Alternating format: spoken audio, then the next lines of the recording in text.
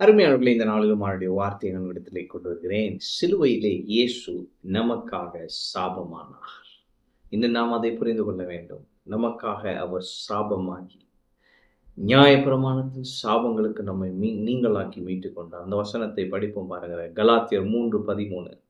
மரத்திலே தூக்கப்பட்ட எவனும் சபிக்கப்பட்டவன் என்று எழுதியிருக்கிறபடி கிறிஸ்து நமக்காக சாபமாகி நியாயப்பிரமாணத்தின் சாபத்திற்கு நம்மை நீங்களாக்கி மீட்டுக் கொண்டார். ஆபிரகாமுக்கு உண்டான ஆசீர்வாதம் கிறிஸ்து இயேசுவினால் புறஜாதிகளுக்கு வரும்படியாகவும், ஆவியை குறித்து சொல்லப்பட்ட வாக்குத்தத்தத்தை நாம் விசுவாசத்தினாலே பெறும்படியாகவும் இப்படி ஆயிற்று.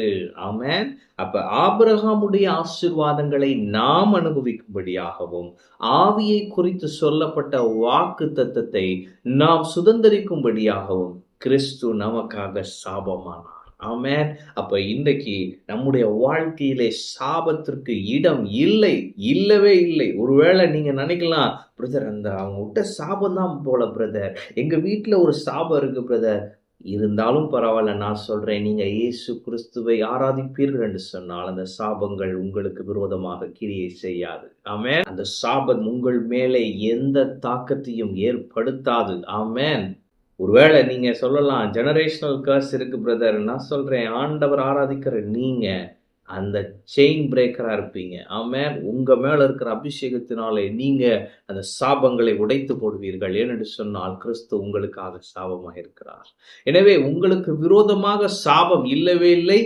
யார் என்ன சாபம் விட்டாலும் உங்களுக்கு அது பலிக்காது. ஆமென்.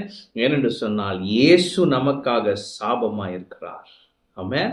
நியாயப்பிரமாணத்துல சொல்லப்பட்ட சாபங்கள் எல்லாம் நீங்க படிச்சீங்கன்னா நம்ம எதுக்குடா வாழ்றோன்ற மாதிரி இருக்கும். அது நீங்க உபாகம் 28 பாருங்களேன். ஒரு 14 வசனம் வரைக்கும் ஆசீர்வாதம் இருக்கும். அடுத்த ஃபுல்லாவே சாபங்கள் தான் இருக்கும்.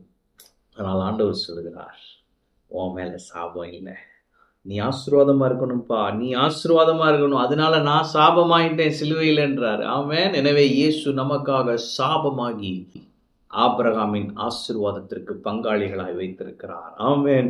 இன்றைக்கு நமக்கு ஆபிரகாமின் ஆசீர்வாதம் உண்டு. அருமையானவர்களே, ஆபிரகாமின் ஆசீர்வாதம் பார்த்தோம்னா, ஆபிரகாம் பாருங்க, நீண்ட நாள் அவர் உயிரோடு இருந்தார். அவர் பாருங்க, ஆண்டவர் சகல காரியங்களிலும் ஆசீர்வதித்து வந்தார். ஆண்டவருடைய சிநேகிதன் என்று எண்ணப்பட்டார். ஆபிரகாமுடைய ஆசீர்வாதத்தை பார்த்து ராஜாக்களே நடுங்கினான் பாருங்க. நீ நான் சொல்றேன், அப்படிப்பட்ட ஆசீர்வாதம் உங்க மேல இருக்கிறது. ஏன்னு சொன்னா இயேசு உங்களுக்காக சாபமா இருக்கிறார். ஆமென். எனவே இன்னைக்கு நாம் இதை புரிந்து கொள்வோம்.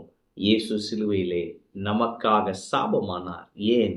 நாம் ஆபிரகாமின் ஆசீர்வாதங்களை சுதந்திரிக்கும்படியாய். நியாயப்பிரமாணத்தின் சாபம் இனி நமக்கு இல்லை. எந்த சாபமும் இனி நமக்கு இல்லை.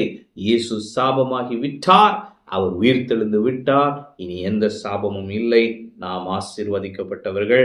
நாம் கிறிஸ்துவுக்குள் ஆசீர்வதிக்கப்பட்டவர்கள். கிறிஸ்துவுக்குள் சாபத்திலிருந்து விடுதலையாக்கப்பட்டவர்கள்.